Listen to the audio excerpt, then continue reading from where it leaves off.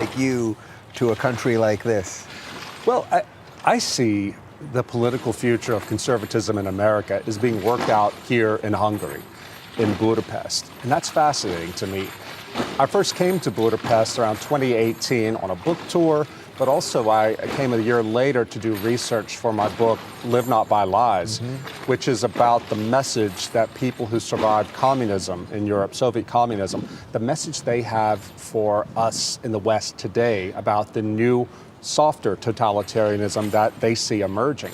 And I thought it was really exaggerated when they first started telling me this about, I don't know, 8, 9 years ago. But the more I listened to them, I'm talking about America, these immigrants, the more I listened to them, the more I realized they were seeing something that was completely oblivious, that we Americans are oblivious to. And so I came to travel throughout the former Soviet bloc, Hungary, Poland, other countries, to talk to those who had stayed behind and were dissidents, to find out what do we need to know.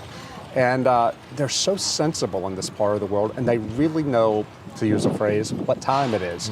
So I thought, you know what, I want to live here and learn what I can from these people and try to bring the lessons that I've learned about politics and about culture and the fight we're in to try to make it better known to my own people back in America. Plus, it's just a great place to live. Well, the view ain't bad from up here. Ain't bad. What is it specifically, though, about Hungarians or Hungarian culture that seems to be leading this? Because there's obviously plenty of other countries bordering right here that maybe aren't doing it quite as well. There seems to be something happening right here. The difference is Viktor Orban, the prime minister here. You don't hear this at all in the American media. He's demonized as this sort of fascist who is an authoritarian, crushing his country. That was the received opinion I had the first time I came here in 2018. I was here to speak at a conference on religious liberty. After the conference was over, we were told that the Prime Minister would like to meet some of the speakers. I went in there thinking it was going to be a meet and greet, shake hands with him, hear a few canned phrases, and off we go. That man spent 90 minutes talking to us, taking our questions in good English. He was warm, he was funny, and you could tell he had really thought about these things. The Americans there, we couldn't believe it. You would never hear that from any of our politicians, left and right, the ability to think on your feet and to have thought deeply about these issues. Viktor Orban, I've come to find out since then. I've met him a couple more times and read more about him now that I live here. I mean, he's everywhere. Here's a man who is a real visionary. And Americans just don't know about it because our media and the Republican establishment are keeping him at arm's length. But when I invite Americans over, I meet you coming over here. If you meet Orban, or if you spend any time in Hungary, you realize he is not, and this country is not what we're told. And in fact, this guy, I think, sees the future for the right. It's so interesting because the way the media permeates everything, even if you somehow intellectually know something's not true, I find sometimes you have to see it for yourself. I told you, I just spent 15 minutes with him. By chance, we walked over there and he was able to say hi. Friendly, warm, and just immediately just wanted to tell me why he loves this country. And in essence, to distill it down, he basically said, it's our country and we don't want to be told how to live. And I thought, man, we could use a little of that. Absolutely. In America. I was at his speech at CPAC, both in Dallas last year and here in Hungary recently. And his speech really does contain the things that we American conservatives need in order to revitalize conservatism here in our country. He was talking about how the virus, he calls it a virus, of wokeness, of gender ideology, of open borders migration, all of it is designed to dissolve the nation state and to dissolve peoples. If we are going to hold on to what makes us who we are, we need to stand up against it, call it out for what it is, and don't be fooled by it. The thing that Orban sees that so many American conservatives don't is that the left has colonized every institution of civil society. When I talk to Hungarians about what's happened to our military, to the CIA, to big business, and to every other institution, they really can't believe it. Orban saw a long time ago that this was happening, and he knew that the only way traditional conservatives could stand up to what the NGOs, George Soros, and all the other wokesters and open borders people were doing was to use politics in an aggressive way. We don't see that in our country. Ron DeSantis is the only one in our country at the senior level of Republican leadership who seems to PHMSA requires anyone transporting hazmat that falls into one of these 6 categories to Get that.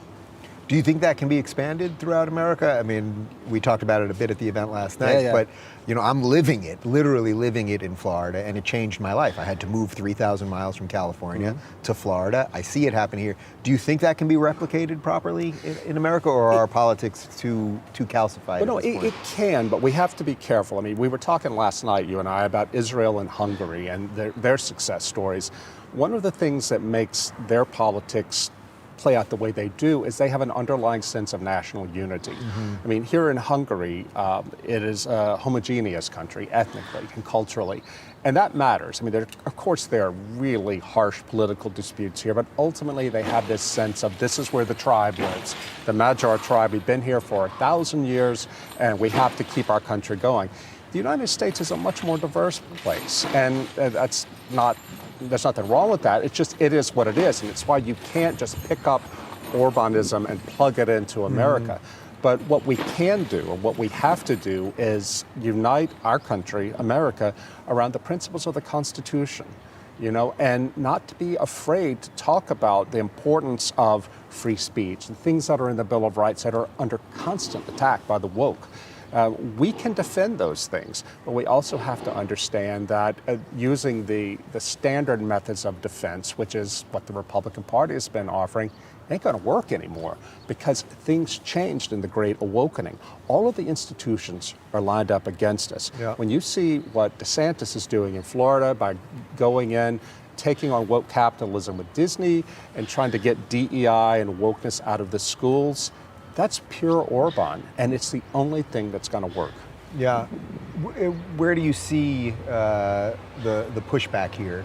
I've been trying to figure out, it's very easy for me to diagnose what's going on with our left in America. It's it really has become radicalized, and I wish there was a good left that we could debate with, honestly. It just doesn't seem to exist. What's the sort of temperature on that here? Yeah, I hesitate to speak too boldly because I don't speak Hungarian yet. And so I miss a lot of the nuance in the local debates, but generally speaking, the left in Hungary is run by a man named Gyurcsány, who at the time of the fall of communism was the head of the Communist Youth League. He's still the big guy in left-wing politics here. And by the way, 7 years after the fall of communism, this guy became one of the richest men in Hungary. Funny how that happened. You don't say. You don't say. And so a lot of the people who remember communism, they're totally on Orban's side because he was a very brave student, anti-communist leader. You could go on YouTube and find this video of a speech he gave in 1988 as communism was falling. They were reburying a man who was a communist leader in 1956 at the time of the Soviet invasion, but he was a patriot, and the Soviets hanged him. Imre Nagy was his name. Orban, as a student leader, he's got a mullet and all that, he's totally 80s. He gave this very brave speech in which he told the Soviets to get the hell out of their country. This was a time when communism was still ruling this country, and that became the basis for his later political career. So the left today in Hungary is still run by this old-fashioned communist, but they've smoothed things out, and now they're proper Eurocrats, meaning they want rule from Brussels, they want open borders, they want George Soros and all the whole package. The lucky thing for this country is they're completely disorganized. I was here last year, 2022, for the election, which Orban and his Fidesz party won overwhelmingly, a landslide. And they weren't supposed to win. Living here in Hungary, knowing Hungarians, talking to ordinary Hungarians in the bar, in the coffee shop, the taxi, many of them complained about this or that about Orban. Anybody after 12 years in power is going to have that. But in the end, it all came down to, but of course I'm going to vote for him. Have you seen the left? Because they're completely incompetent. They had this guy who was there, a guy named Marky Zoy. He was their standard bearer in 2022. He gave this comment. He said, "We're the true diverse coalition. We have communist and fascist in the coalition," which was true. But you're not supposed to say that. But get this. Coming to our Democrat Party. Yeah, get this, Dave. The media, the Western media, did not report that at all. They would only come to Budapest, talk to Budapest liberals, and they totally missed everything. They thought that because Orban was opposed to NATO's policy in Ukraine, that, the Hungarians are going to throw him out. No, he spoke for them. They don't want war. So when I chatted with him just briefly a moment ago, I asked him about how he deals with the media, and he kind of laughed it off. Like it seems clear to me, he simply does not care. Do you think that really is the prescription for all of this? That we need more political leaders who just don't care Yes, and move? that's it. He's so confident and he's so smart. That's the thing. He's not a crude, brutish guy. He says what's on his mind. He had a smile on his face the entire Yeah. time. It was so contrasted with what you hear of the guy. Exactly. And he's a brilliant man. He knows what he believes, and he's also ready to fight. He fights constantly. Some Hungarians say maybe he's too quick to start a fight, but I tell you, I'd rather have that than the Republicans we have who are willing to roll over at every turn. And as much as Viktor Orban loves Donald Trump, the huge difference between Orban and Trump is Orban believes a lot of the things Trump does, but he also knows how to turn those beliefs into policy. He's got discipline and he's got political skills. This is why I look to DeSantis. And I try to tell my Hungarian friends this: DeSantis is the successor to Orban, or the American version of Orban. Yeah, interesting. All right, so one more for you. As a new guy in this country, what would you tell people that are watching this going, boy, I should probably spend a little more time there?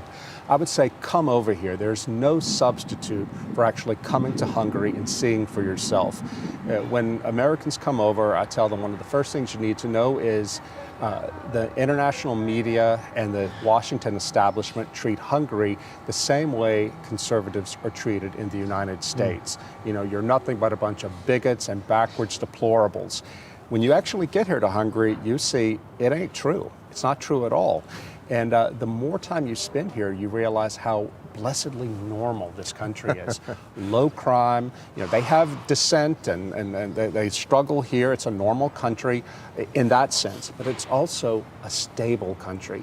And one of the reasons, almost alone among European capitals, that Budapest is so safe is because Orban would not allow open migration.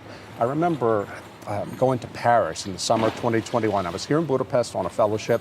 I went to Paris on a book tour, and everybody was afraid then because there was lots of Palestinian and Islamic radicalism going on, anti-Semitic attacks. People in Paris were all talking about, is this the start of a civil war? And I realized, oh my God, Viktor Orban was right. If you allow open borders and you allow people who hate your society and who don't want to integrate to come in, this is what happens. They're never going to get rid of that problem. Come here to Hungary, learn how they do it, and go back to America with a sense of vision. Tucker Carlson got this vision, Dave. He came here in 2021, saw for himself how different this country was to the way it's presented in the American media, and he changed the narrative at the grassroots level about Hungary. We saw what happened to Tucker. There are a lot of powerful people in America who don't want American conservatives to pay any attention to Hungary, much less come here and learn any lessons from it. I'm here to tell you, and I'm glad you're here, it's not what they say. Come see for yourself. Yeah, and I suspect we have not heard the last from Tucker. No. I think Please, God. Rod, it was great to see you. Thanks, Dave. Yeah.